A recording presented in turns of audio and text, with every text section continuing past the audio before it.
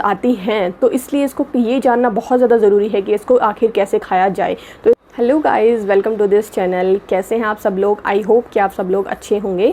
तो आज की इस वीडियो के अंदर हम कुछ हेल्थ टिप्स जानेंगे और कुछ इंग्रेडिएंट की बात करेंगे कि कैसे वो जो इंग्रेडिएंट है वो आप अपनी जब लाइफ में इंक्लूड करेंगे, अपने लाइफस्टाइल में इंक्लूड करेंगे, तो कैसे आपकी जो हेल्थ और न्यूट्रिशनल जो क्वालिटी है आपकी बॉडी की, और कैसे आपकी हेल्थ जो है वो इम्प्रूव होगी, तो वो इस वीडियो के अंदर हम बात करेंगे।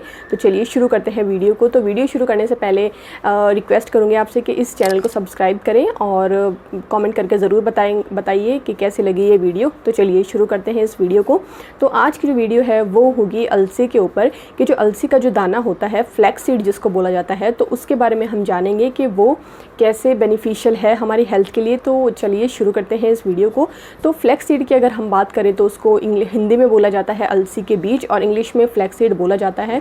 तो उसके बारे में बहुत ज़्यादा आप देखेंगे कि यूट्यूब पे और सब जगह बहुत सारी चीज़ें बताई जा चुकी हैं कि वो क्या क्या फ़ायदेमंद, किस चीज़ों में फ़ायदेमंद होती है और किस में नहीं। तो वही वीडियो होगी, और उसके साथ साथ में हम ये जानेंगे कि उसको खाने का सही तरीका क्या है। क्योंकि सबसे पहले हमें ये जानना ज़रूरी है ना कि अगर कोई भी चीज़ हम खा रहे हैं ना, तो सिर्फ उतना ही काम का नहीं है, वो हमारी बॉडी डाइजेस्ट कर भी रही है, या फिर हमारी बॉडी जो है उसको जो न्यूट्रिशनल उसकी क्वालिटी है, क्या उसको वो हमारी बॉडी एब्जॉर्ब कर रही है, और क्या वो जो इफ़ेक्ट्स हैं वो हमारी बॉडी में आ रहे हैं।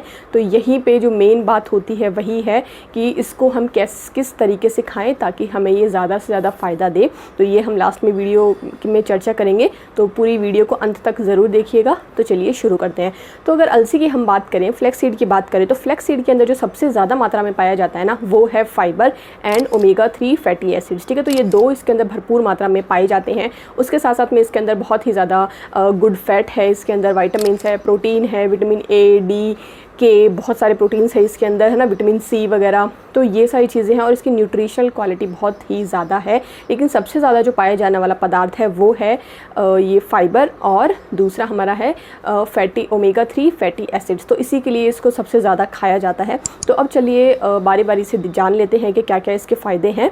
तो शुरू करते हैं इसके पहले फ़ायदे से। तो सबसे पहला जो फ़ायदा है ना, वो है आपकी न्यूट्रिशनल जो कमी है ना उसको पूरी करना। ठीक है, तो अगर आप चाहते हैं कि ओमेगा 3, 6 और 9 तीनों ही इसके अंदर अवेलेबल होते हैं, तो अगर आप चाहते हैं कि आपको जो ओमेगा 3 जो फैटी एसिड्स हैं उसकी न्यूट्रिशनल क्वांटिटी और क्वालिटी दोनों ही इंप्रूव करना चाहते हैं, तो फ्लैक्स सीड को आप अपनी डाइट में इंक्लूड कीजिए। उसके साथ साथ में अगर फाइबर आप चाहते हैं कि अपनी डाइट में इंक्लूड करना, क्योंकि इसके अंदर सबसे ज़्यादा मात्रा में फाइबर पाया जाता है, तो अगर आप ये खाएंगे अलसी, तो आपकी जो फाइबर की जो न्यूट्रिशनल जो भी आपकी जो नेसेसिटी है वो ये पूरी करेगा।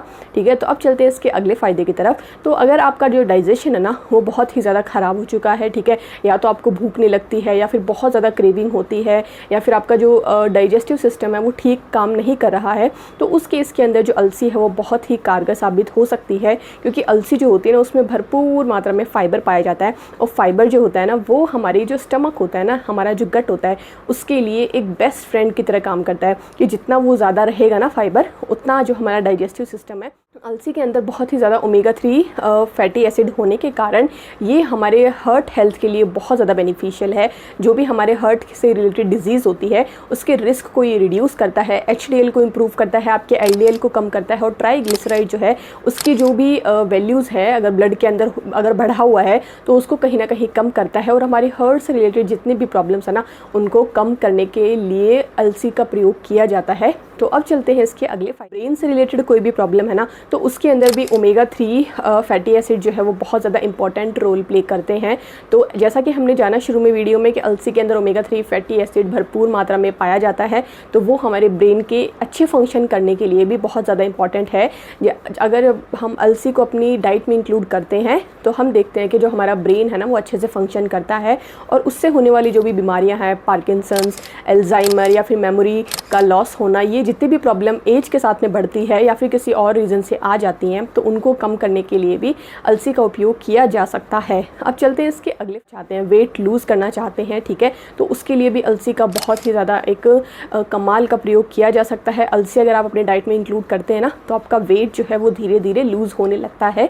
अब जानते हैं कि इसके पीछे साइंटिफिक रीज़न क्या है, ठीक है, क्योंकि अगर हम कोई भी फूड खा रहे हैं या कोई फ्रूट खा रहे हैं, अगर उसमें फ़ाइबर बहुत ज़्यादा होता है ना, तो तो जो है हमारा स्टमी होता है ना वो एकदम फुल रहता है, क्योंकि फाइबर जब ज़्यादा होता है ना तो हमें जो क्रेविंग्स होती है ना बीच बीच में या फिर जो भूख लगती है वो थोड़ी सी कम हो जाती है। अब क्रेविंग कम हो गई तो खाना कम हो गया, अब खाना कम हो गया डाइट में से तो ऑब्वियस सी बात है वेट तो लूज़ होगा। तो इसलिए जो अलसी है ना वो बहुत ही ज़्यादा आपके वेट लूज़ प्रोग्राम के अंदर हेल्प कर सकती है। तो अब बढ़ते हैं इसके अगले फ़ायदे की तरफ। तो अगर आप चाहते हैं कि आपकी जो स्किन और आपका जो हेयर्स हैं उनकी क्वालिटी जो है वो इम्प्रूव हो जाए, आपका जो हेयर फॉल है वो रुक जाए और आपकी जो बालों के अंदर जो फ्रिजीनेस, जो ड्राइनेस और जो रफनेस आई है वो इम्प्रूव हो जाए और आपकी स्किन जो है उसके अंदर कोलेजन की मात्रा जो है वो बढ़ जाए और एजिंग साइंस जो है जैसे कि रिंकल्स या फाइन लाइंस वो रिड्यूस हो जाए, तो उसके अंदर भी अलसी का एक बहुत ही अच्छा प्रयोग किया जा सकता है। आपकी ये जितनी भी प्रॉब्लम्स है वो कम हो जाएंगी। अब चलते हैं इसके अगले। नियमित रूप से उपयोग करते हैं तो आपके जो हार्मोनल इम्बैलेंसेस से रिलेटेड जो भी प्रॉब्लम्स होती है, PCOS, PCOD, तो उन चीज़ों के अंदर भी, उन सब प्रॉब्लम्स के अंदर भी अलसी का उपयोग किया जा सकता है। वो हमारे हार्मोन्स को बैलेंस आउट करता है कहीं ना कहीं, ठीक है। तो ये अब जान लेते हैं कि हम अलसी को खाना कैसे। अब देखिए बहुत बार हमें चीज़ें पता होती है कि हमें क्या खाना है क्या नहीं खाना, ये हमें इंक्लूड करना है, बट हम उसको बहुत ही गलत तरीके से खा रहे होते हैं, ठीक है। जैसा कि मैंने अपनी इस चैनल के ऊपर बहुत सारे मिथ्स आपको डिबंक करके बताए हैं कि उसको चीज़ों को कैसे खाया जाए कि उनकी जो बायो अवेलेबिलिटी ना या फिर उसका जो अब्जॉर्प्शन है वो 100% हो पाए, क्योंकि हमारा गोल यही होना चाहिए ना कि जो भी हमने खाया वो 100% लगे, ठीक है।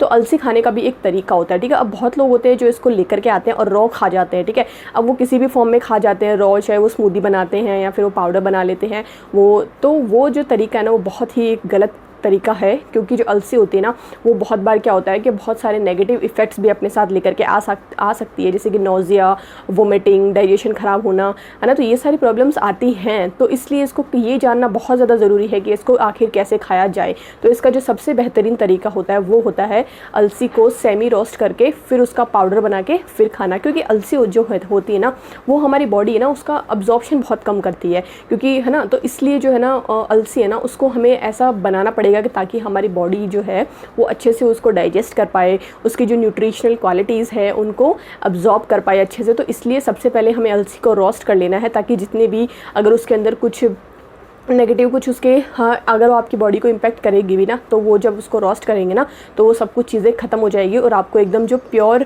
जो उसकी जो न्यूट्रिशन जो क्वालिटीज़ है वही आपको मिलेगी। तो पहले आप उसको रोस्ट कर लीजिए, फिर उसके बाद में उसको ग्राइंड करके एक फ़ाइन सा पाउडर बना लीजिए, फिर उसको आपको पानी के साथ में लेना है आफ्टर लंच, डिनर या फिर खाने के बाद में आपको लेना है।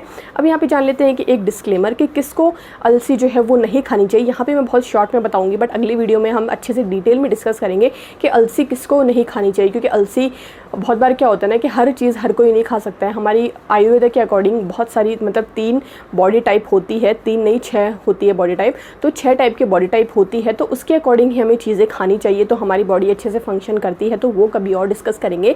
तो अलसी जो है ना जिनकी तासीर गर्म है या फिर जो पित्त प्रकृति के हैं उनको कोशिश करनी चाहिए कि वो बहुत ही कम खाएं, मीन्स कि सिर्फ 1 चम्मच ही खाए, मतलब 1 टेबल स्पून जो है हाफ करके खा लें। अदरवाइज़ अगर आपकी वात बॉडी है या फिर आपकी जो कफ बॉडी है तो आप आराम से खा सकते हैं 3 से 4 चम्मच, बट ज़्यादा पित्त प्रकृति वाले जो हैं वो कोशिश करिए कि आप उसको थोड़ा कम ही खाएं, क्योंकि वो गर्मी कर देती है, थोड़ा सा गर्म नेचर होता है हमारी अलसी का। तो ये थी आज की वीडियो, बाकी अच्छे से और डिस्कस करेंगे कभी और इस वीडियो के अंदर। तो ये वीडियो आज सिर्फ इतनी थी। Thank you for watching this video and do not forget to subscribe this channel. Thank you.